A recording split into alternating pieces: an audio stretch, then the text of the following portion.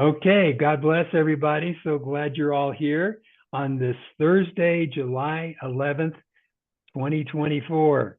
And tonight we're going to be getting into continuing in Genesis chapter 3, verse 24. And the plan is to make it through Genesis 16 if time permits.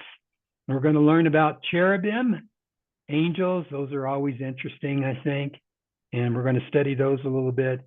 And we're going to everything from cherubim to the first individual that was born of the seed of Satan, which is, when you think about Genesis and all God's wonderful plans that he had, it must have just been heartbreaking, that Adam and Eve so quickly sinned.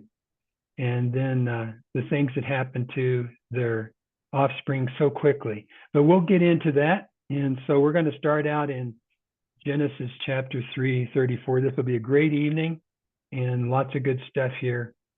So let me make sure I've got the right. I want to get mine set up here, and I'm going to share with you in just a minute. We'll be working out of the NIV, the Revised English Version.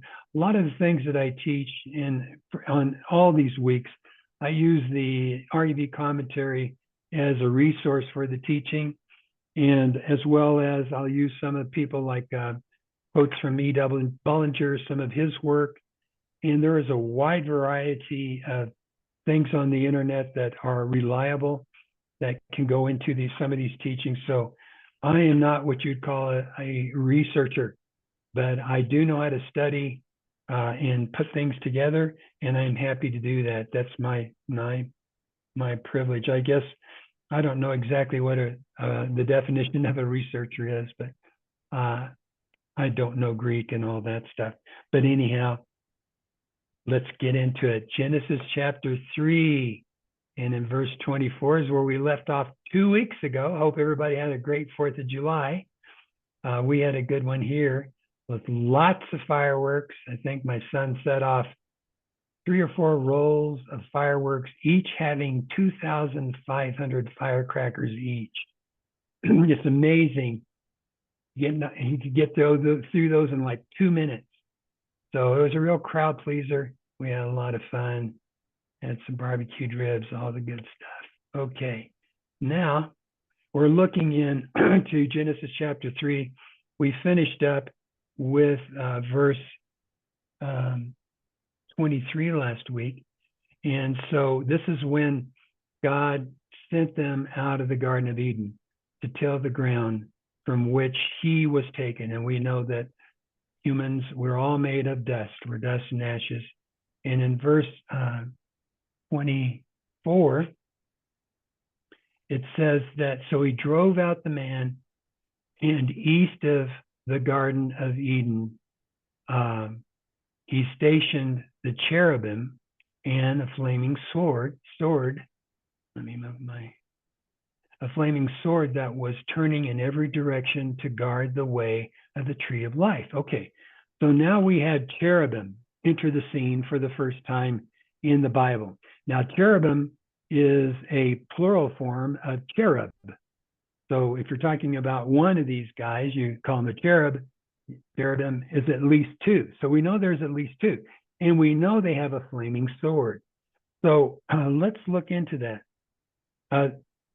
They are sent there by God, and it doesn't say how long they were there, but the primary purpose was to prevent, because it said earlier, God said he had to get them out of the Garden of Eden because they now know good and evil, so that he does not reach out his hand and take of the tree of life and live forever, ... and things could get really bad for the human race because he would be alive in an unredeemable state. So he says they can't do that. So he drove them out, and he had the cherubim to guard it. Now, eventually, since the ground had been cursed, we've read about this, the ground was cursed, thorns and thistles it was going to produce. So what's going to happen? Adam and Eve are driven out, probably didn't want to go. Well, you can't be here anymore. And so they're driven out. God had made them the clothes to wear. And eventually what's going to happen to the Garden of Eden? thorns and thistles are going to grow. It's not going to be cared for. Animals will come in and eat it, the stuff. And eventually it'll probably be just an undesirable place, looking like most any other place on earth. So that's probably what happened. People try to figure out where the Garden of Eden is. It probably was only a few acres. It only had to support 2 people at the time. And since the flood, we don't know. We do know that there are rivers that have the same names of the rivers, but that doesn't mean they were the same river in the same place. Lots of times, and we talked about that. We have New Bremen here, we have New York, because they're named after different places that existed somewhere else. So we just don't know where it is. But the cherubim, we're going to talk about that. There's 2 of them. And we're going to start off here with looking in Exodus chapter 25. We're going to look at the cherubim. And let's go Exodus. And that is in chapter 25, verse 20. It says, the cherubim are spread out. Now, this is the first, I think this is the first area where they're described. The cherubim are spread out, their wings upward, covering the mercy seat with their wings. Now, we're talking about the Ark of the Covenant. This was that wooden box covered in gold, and it was in the tabernacle originally. And the tabernacle was that area that was special with tents that was used by the children of Israel during the Exodus. So it was similar. The actual temple was built in a great expansion because the tabernacle had a holy of holies, a holy place, had a place for, I think, there's several other things that it had. I think they had an altar there too. But they had this box, the Ark of the Covenant, and it had above it 2 cherubim. So it doesn't really describe them other than it was covering the mercy seat, which was the top of the ark, with their faces toward one another. The faces of the cherubim should be toward the mercy seat. And that's all. That's the first description, and we don't really know all about what that would be. But later on, they're going to be brought up because they are going to be in the Temple of Solomon. So let's take a look at 2 Chronicles. So we'll go to 2 Chronicles, and we're going to look in chapter 3 and in verse 10. Okay, now, for the room, now we're talking about the temple. For the room of the Holy of Holies. Now, this is that very special place that was only visited by the chief priest once a year. He had made 2 sculptured cherubim and overlaid them in gold. The wings of the cherubim totaled 20 cubits long. One wing of one cherubim was 5, reaching to the wall of the house. The other wing was 5, reaching to the wing of the other cherubim. The wing of the other cherubim was 5 cubits, reaching to the wall of the house, and the other wing was 5 cubits, reaching to the wing of the other cherub. The wings of the cherubim spread themselves out 20 cubits, and they stood on their feet, their faces toward the main room. Okay, so you've got these 2 spiritual creatures here with wings out on either side, 5 cubits, that's 7.5 cubits, and then 2 of them side by side, which made a total of 20 cubits, which is 30 feet wide. So that gives you how wide the Holy of Holies was. Now, were these cherubs built to scale? I don't know. But we're going to take another record. So we're going to get a more complete record here in Ezekiel. And Ezekiel is a great book, the whole book. Somebody told me they were just reading it recently, and it's an excellent book. And it's kind of, with Ezekiel, here he is, I think he's in Babylon. He was supposed to be a priest, and now he's in a captive area, and God shows up. And God shows up in a very dramatic way. And if you read the whole beginning of it, it tells you when the time, and they were near the Chebar Canal, and gives you some of the details. And Yahweh came expressly to Ezekiel the priest, and look, and behold, a stormy wind came out of the north, a great cloud of flashing back and forth, a brightness all around it, and out of the center of it gleamed something like the glow of gleaming amber out of the midst of the fire. And in the midst of it came what looked like 4 living creatures. Now, this is Ezekiel giving you this description. So he sees these 4 living creatures. This was their appearance. They had human form. Okay, a human form, we got that. We know what a human form is. But each one had 4 faces. So you got a human form, but you got 4 faces. And each one had 4 wings. That's news. And their legs were straight, and the soles of their feet were like the soles of a calf foot. You know, that's an interesting human form, but calf foot. Now, calf foot is pretty tough. You know, it can walk on rocks, can actually kick. So there's some significance in that. I'm not sure exactly what it is, but it was a calf's foot. And they gleamed, these angels gleamed like burnished bronze. So they had human hands under their wings on their 4 sides. And the 4 of them had their faces and their wings thus. Their wings touched one another. So you got the wings of the 2, you got 4 of them, and they're touching. So when they're out, so they touch, kind of like in the temple.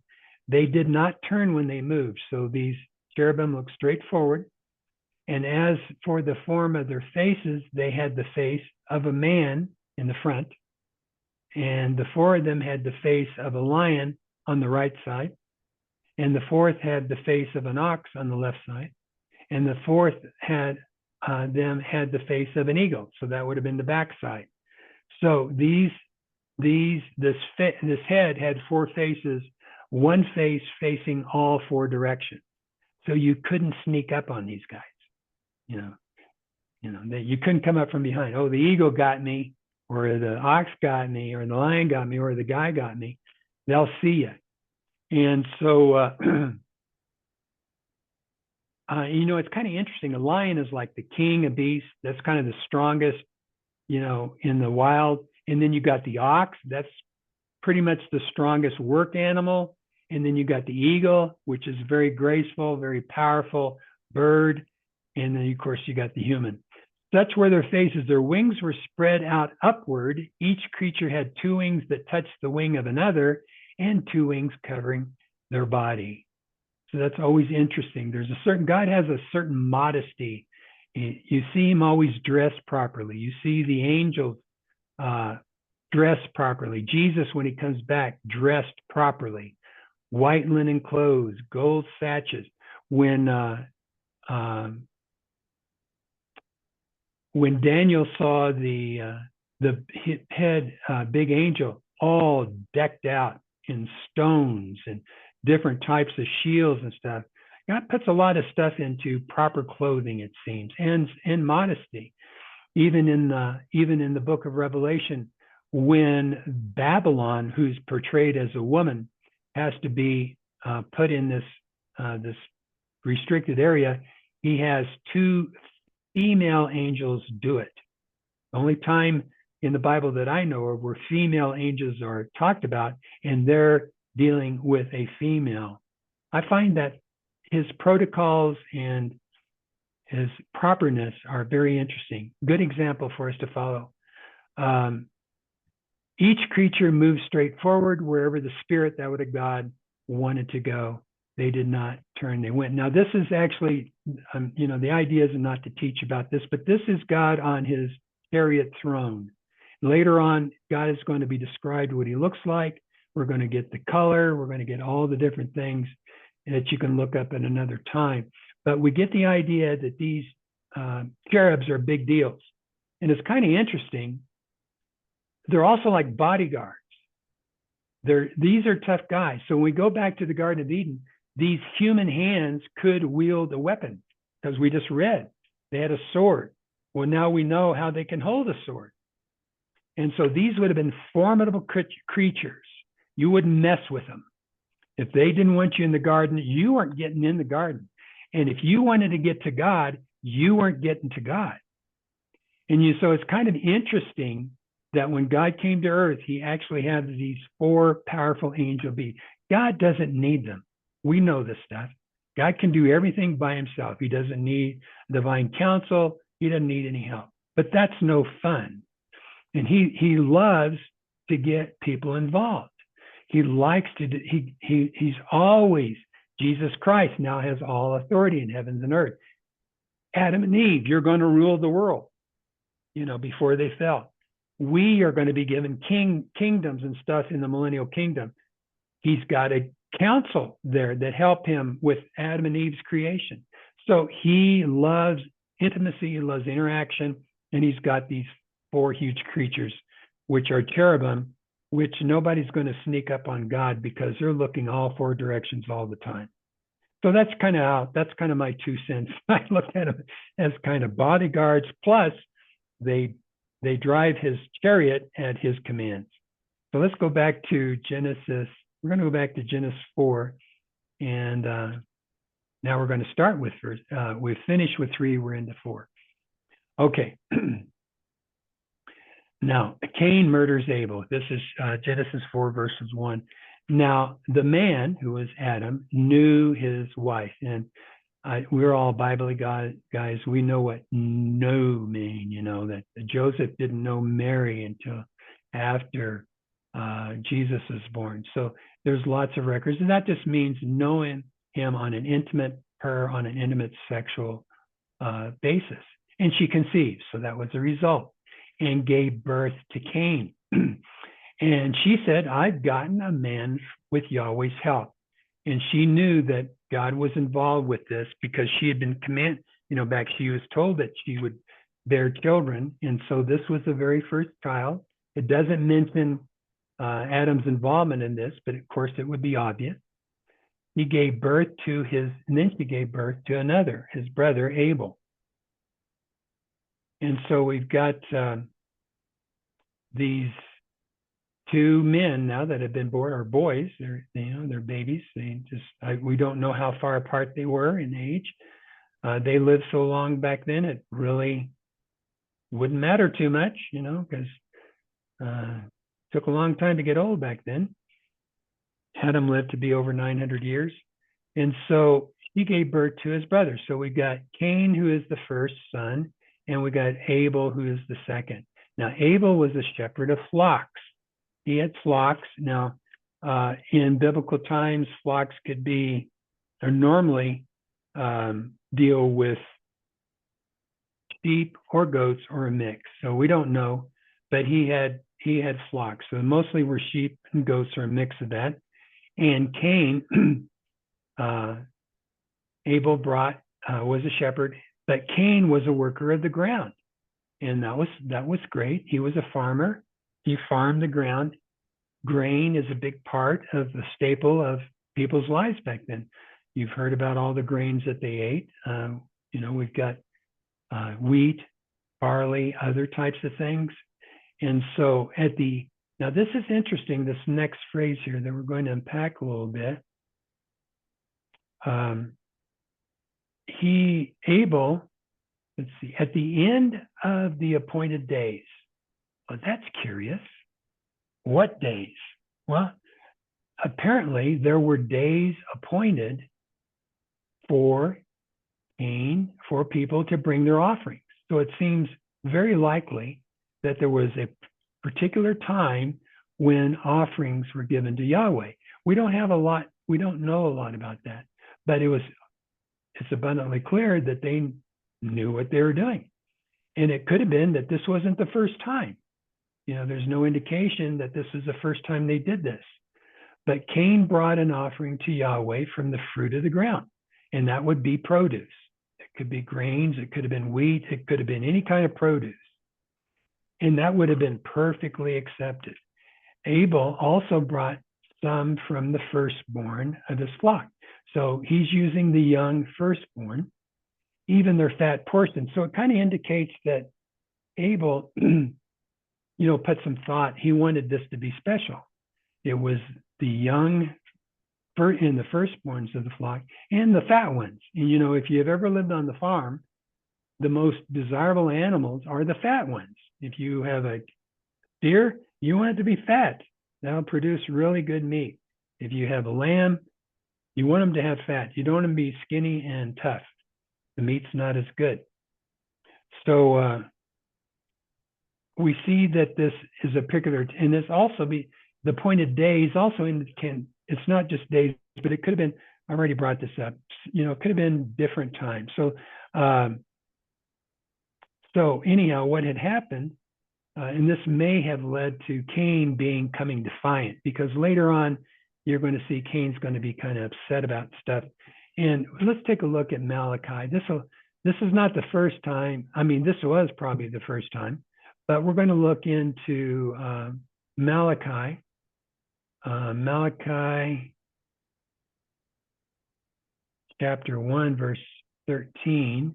And here's an indication of people. Yahweh was pretty upset with the priests and Israel at that time, because they had gotten pretty defiant and they didn't do the right thing. It says, but you profane it. And if you check the context here, you're going to see that we're talking about the sacrifices. But you profane it by saying Yahweh's table is defiled and its product, its food is contemptible. You also say, behold, what a weariness it is. This is the guys who are doing the sacrifice. And you snort at it, God says, Yahweh of armies, and you have brought sacrifice that were taken by robbery. And you bring the lame and the sick, and you bring this as an offering. Should I accept this from your hand, says Yahweh? So you get this, there's this attitude of contempt by these guys. They didn't put their heart into it. And later on, and as we read this, continue back in Genesis 4, we're going to see something develop that's kind of similar to this. Of course, this is earlier on. But, so we see that Abel in verse 4 brought some of the firstborn of this flock, and the fat portions. Yahweh had regard for Abel and his offering, but he did not have regard for Cain and his offering. Now, so you think, well, why was that? And what does that mean? It doesn't specifically say, but it seems that there is a way that they would have known. So let's take a quick look in Leviticus. And we're going to see how people knew how their offering was accepted. Well, first of all, I want to show you, this is in Leviticus 9, verse 3. I just wanted to briefly show you here that,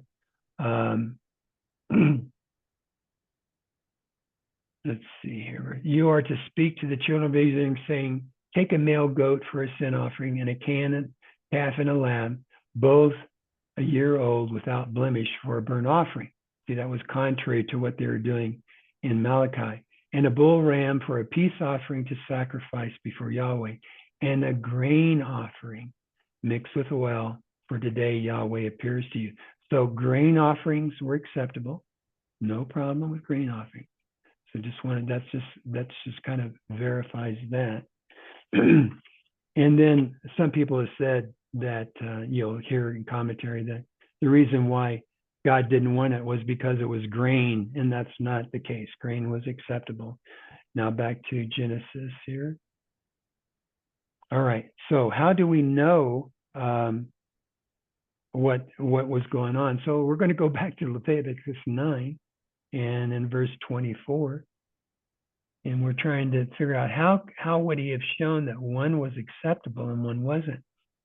And so this is a record where Moses and Aaron were at the tent of meetings and came out and blessed the people, and the glory of God appeared to all the people.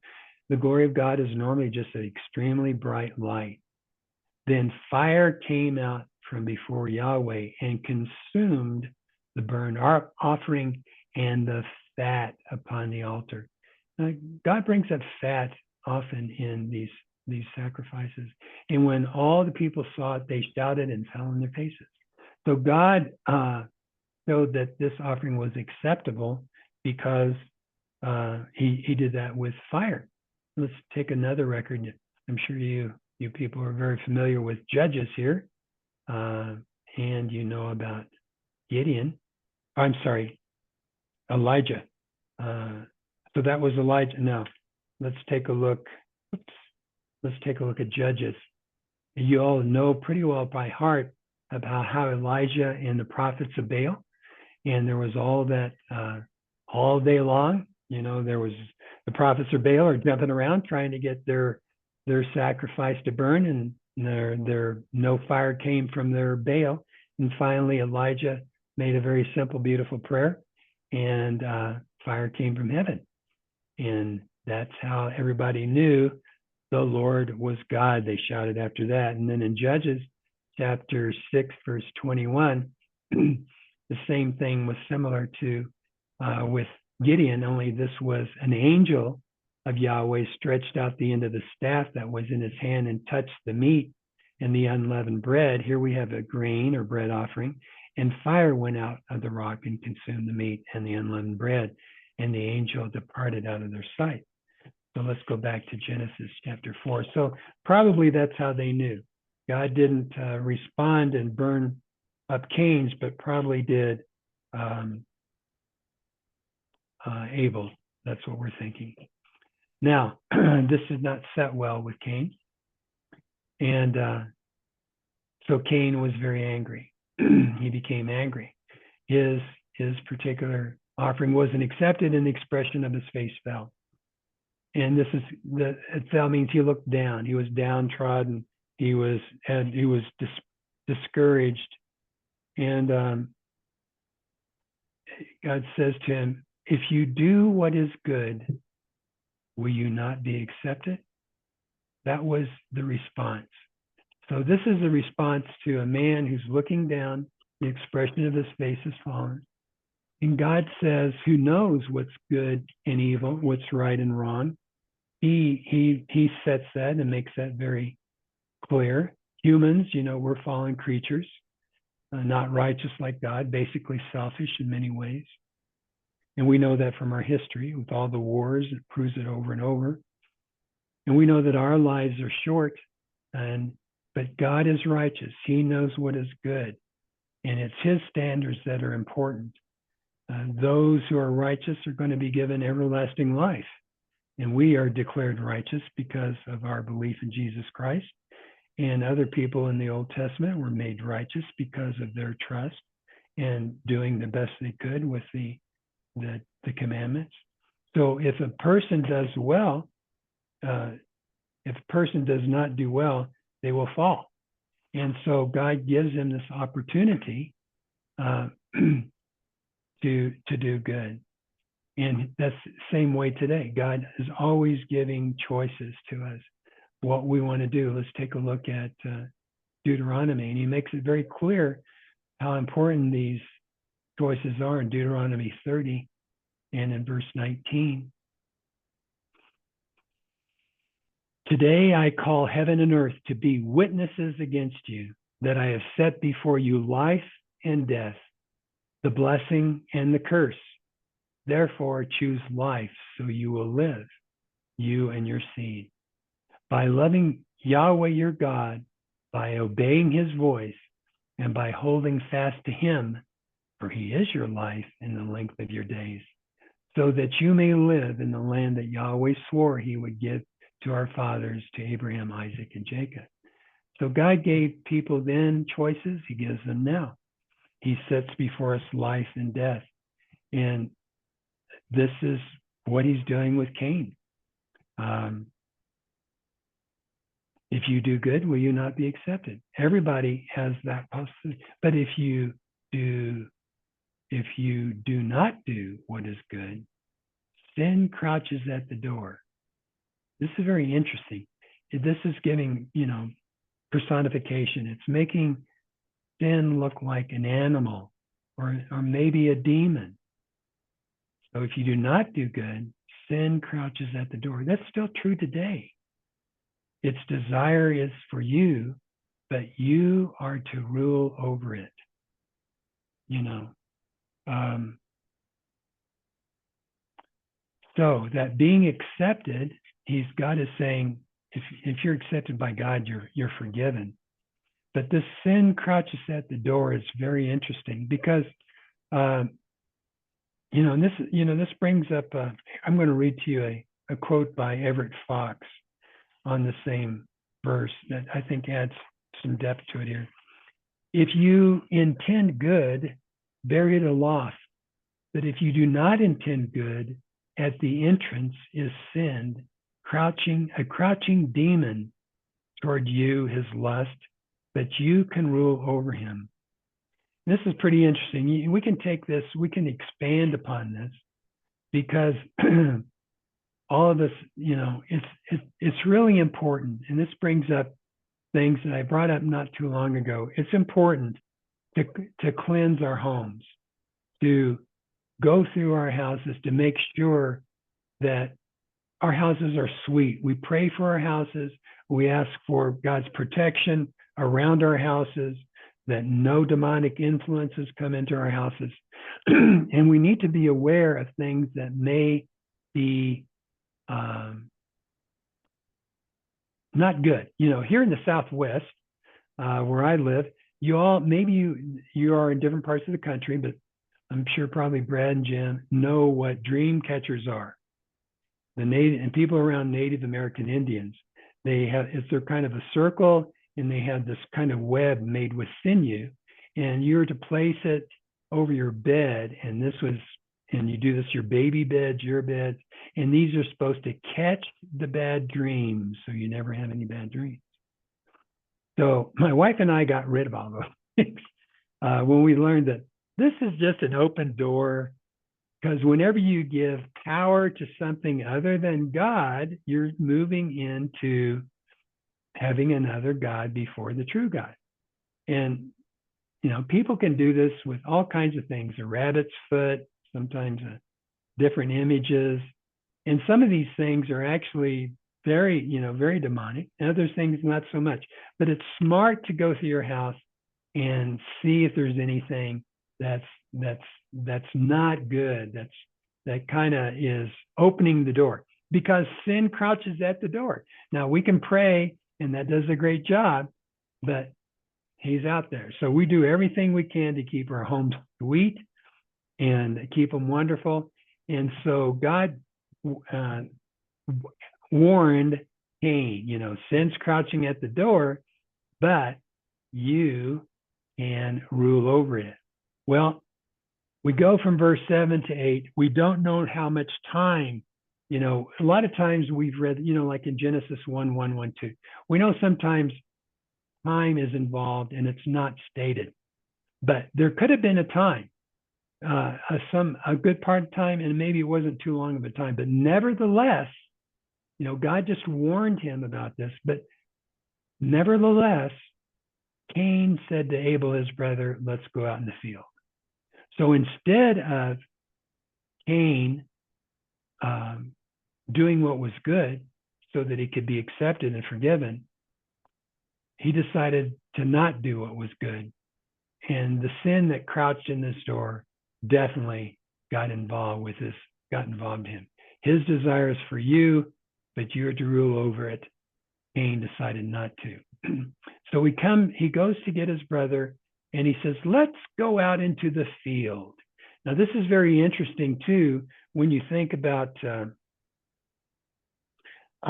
Jesus, when he talked about the sowing of the seed. And there are references where it talks about that going out into the field oftentimes is related to the world. But in this particular case, it shows a premeditated desire. But let me take a look. Let's take a quick look here at Matthew chapter 13. And in verse 48. This is where that reference is that I'm just referred to. This is the exact phrase. When it is filled, Matthew 13:48.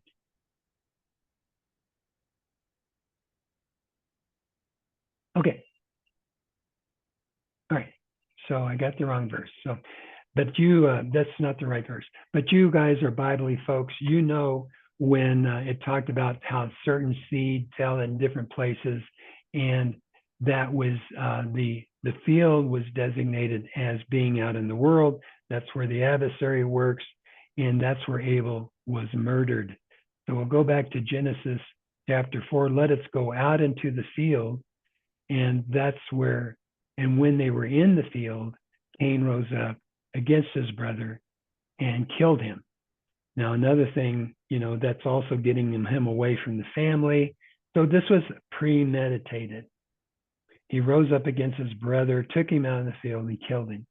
And it's a very sad situation here because we've got Adam and Eve's first son became the first person to murder and the first person to become a child of the devil. Well, you're probably wondering, well, why do I think he was? So we're going to take a look at what the evidence is that really points to this particular thing. So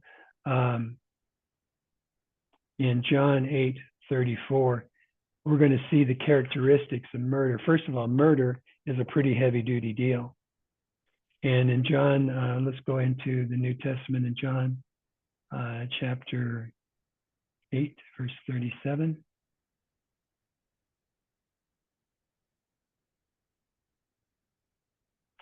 And here we go. I know that you are, now Jesus is talking to these Pharisees and other Jewish religious leaders. I know that you are Abraham's seed, yet you are trying to find a way to kill me because my word has no place in you. I speak these things that I have seen from my Father, and you also do the things that you have heard from your father. So we're seeing a contrast here. Kill me. They're plotting to murder Jesus, and he's doing the things of his father. He's being obedient. These guys are doing the things of their father. They answered him, said to him, our father is Abraham. Jesus said to them, if you were Abraham's children, you would do the works of Abraham. So we're getting the contrast here. God's the Father of Jesus Christ. These priests and others are doing the things of their father. They claimed that Abraham is their father. And then Jesus says, well, if he was, you'd be doing his works. But now you are trying to find a way to kill me. They wanted to murder Jesus. Cain wanted to murder Abel. A man who has told you the truth that I have heard from God. Abraham did not do this. You keep doing the works of your father. They said to him, we were not born from sexual immorality. We have one Father, God. So they're claiming that Joseph had sex with Mary, and that's how he came to pass. A nice cut. Jesus said to them, he doesn't even address it. He just moves right on. If God were your father, you would love me, because I came from God and I am here. For I have not come on my own, but he sent me. Why do you not understand what I'm saying? Because you're not able to hear my word. You are of your father, the devil, and you want to do the desires of your father. He was a murderer from the beginning and does not stand in the truth, because there is no truth in him. When he speaks a lie, he speaks out of his own character, for he is a liar and the father of them. So here we have children of the devil in high positions here, and Jesus just pointed them out. And we can see the characteristics that these men exhibited, and they're similar to the one that Cain did. Cain's murder was premeditated. Jesus Christ's murder is premeditated, but there's other evidences. We know that, and we're going to get into those. And we know that the father of lies, and guess what happens now as we go back into Genesis chapter 4? And Yahweh said, where is your brother? Where is Abel, your brother? He says, I don't know. Well, nice big fat whopper right there. He doesn't know. And then he says, am I my brother's keeper? Now, this is kind of interesting, that Abel is the first man to die, and he didn't die of natural causes. He was murdered. And we've got his brother saying that he doesn't know where he is, and he just murdered him. And then he starts to act like he's not responsible for other people. Let's take a look at verse 9. Okay, we did that. Now, this not being his brother's keeper, we're seeing that he's very self-centered. And this is a characteristic of children of the devil. They're interested in themselves, not others. We see a lot of that when Jesus healed. The religious leaders weren't excited about it. They tried to find a problem with it. There's no love for others within the children of the devil, and Cain was one of them. Let's look at, we'll keep developing this and you'll see it, a stronger case here. And he said, what have you done? The voice of your brother's blood is crying out to me from the ground. So murder is a terrible sin, and it actually pollutes the ground. Let's take a look at Psalm 106. We're going to see that murder actually pollutes the ground. 106 and verse 38. Yes, they shed innocent blood, the blood of their sons and daughters, whom they sacrificed to idols in Canaan. So the land was polluted with blood. So that's what it does. And there are other records throughout the scripture that talk about that. Let's go back to Genesis 4:11. Now you are cursed from the ground. So now we have the cursing of Cain. You are cursed from the ground that has opened its mouth to receive your brother's blood from your hand. From now on, when you work the ground, it will no longer continue to give its strength to you. You will be a restless wanderer of the earth. Earlier, we read that the devil was cursed. Those who make the devil their guy, their father, become children of the devil, are cursed too. And we're seeing this here. It's interesting that all the children of the devil are cursed when it comes to ground.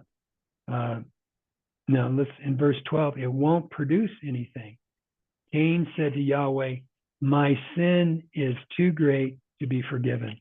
This indicates that Cain knew what he had done. And he said his sin could not be forgiven, the unforgivable sin. Behold, today you have driven me away from the face of the ground. This is true. I will be hidden from your face, and that's true. And I will be a restless wanderer on the earth. That's true. And whoever finds me will kill me. Well, that's not going to be the case. And we're going to take a little while to develop that. But the ground is it's very funny that, and we're going to see here in just a little bit, Cain has to build a city. Why does he have to build a city? For food.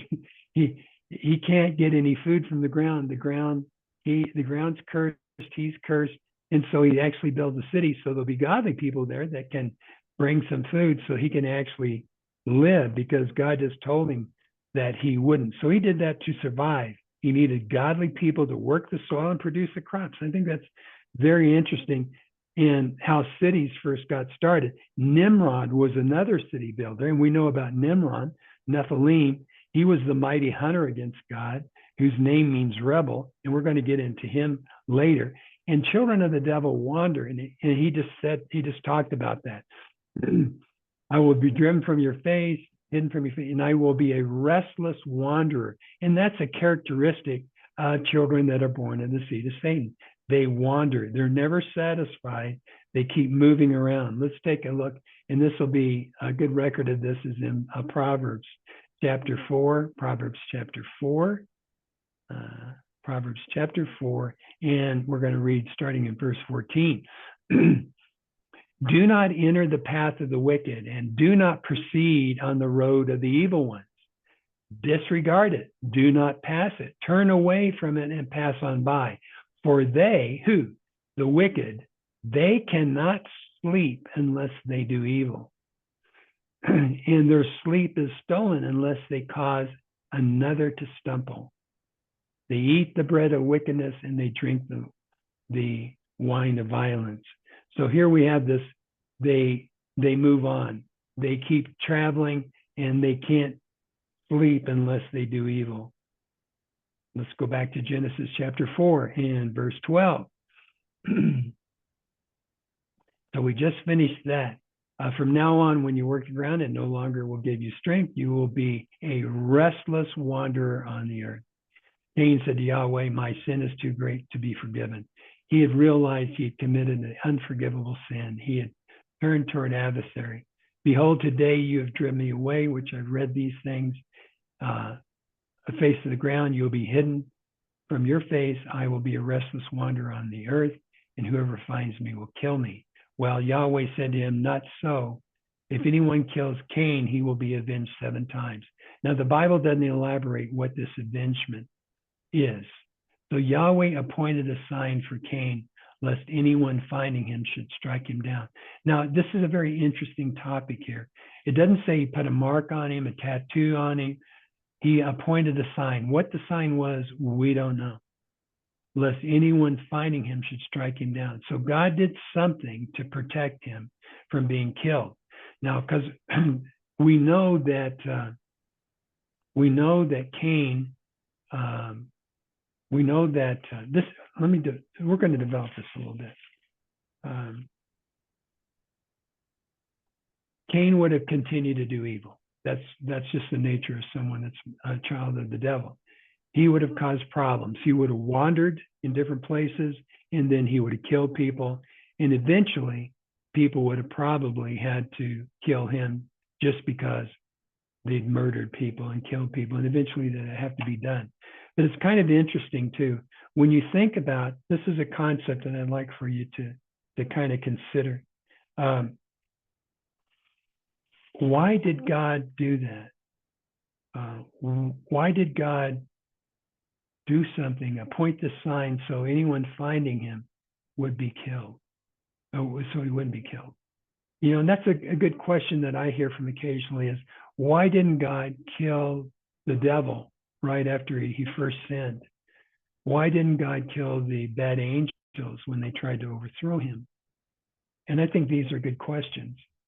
And I've got something I want to read to you. This came out of the REV commentary that I think helps on this particular subject. It's very important to understand that why God interceded for Cain. If Cain's act of taking the devil as his Lord was worthy of death, why would God delay judgment and justice? The answer is, God has given mankind genuine freedom of will, which we know that. And he allows people to choose how and whom they worship, even if those choices are evil. God's fairness allows people who choose not to worship him to continue to live. If everyone who chose not to worship God was executed, then God would be in essence saying, you have 2 choices, worship me or die. Then many who chose to worship God would be doing it so out of fear of punishment instead of love for him. God wants people to worship him out of their love for him, not because they're afraid of dying.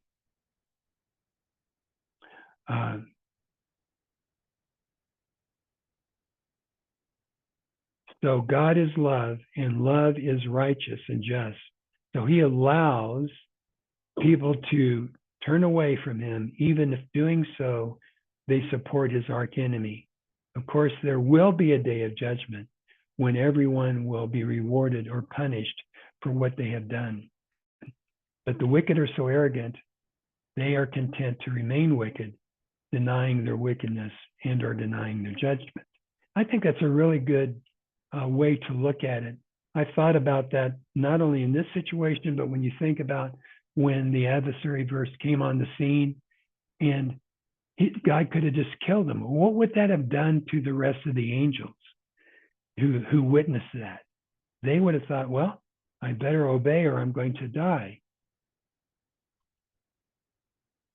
And that's not what God wants. He wants people to worship him because they want to. So he allows this to exist, and then the consequences for their work will be handled later on in the age to come. So I think that's a good explanation. It sets well with me. And, you can consider that, see what you think about that. It's not written word for word in the Bible, but I think it has some good sound logic to it. Then, lest anyone finding him should strike him down. Then Cain went out from Yahweh's presence and lived in the land of Nod, east of Eden. So the land of Nod doesn't exist. We don't know where that is. It very well could be that this word was simply a symbolic meaning that relates to wandering. So that's probably what, like Job and other titles in the Bible were oftentimes used they were given as names, but they're more of a description. And so that's where Cain went. We don't know where that is, other than it was east of Eden. So that's where we're going to wrap up tonight. I wanted to share those different things. It's not one of those fun evenings, learning about children of the devil and the first murderer and liars and all this type of stuff. But this is the world that we live in. We deal with these kinds of people. We can see them. They're existing today. We see these characteristics today. And we see how God continues to give choices. And we need to make the right choices. Next week, we're going to be getting into, I know, a subject that several of you have been interested in. We're going to start getting into the Nephilim as we approach the flood. And then we're going to get into some really exciting, interesting stuff. As we get into the flood, we're going to do more studies in time and in dinosaurs and in soft tissue. We got a lot of stuff good in store in the coming weeks here. But I'm glad we got through this. And we're going to briefly handle on the line of Cain next week. But then, as you can see in verse 5, guess who shows up? We're going to go through, we're not going to spend much time in these lineages. I'll probably do some highlighting of that, but we're going to get into chapter 6. And as you can see, that's when the Nephilim show up. So lots of fun stuff in store. Thank you for listening tonight. Heavenly Father, thank you for your love, your goodness, your generosity, we learn how you act, how you operate, your justice, even in the light of horrendous situations, very disappointing situations. Men just have a tendency to turn against you, but thank you for your love and your mercy. And thank you for these people here tonight that love you. We ask you for a good night's sleep tonight, that we have a wonderful weekend coming up. Take care of all your people. Thank you for listening to our prayers. In the name of Jesus Christ, we're so thankful. Amen. Okay. All right. So let me stop sharing. And let me stop recording.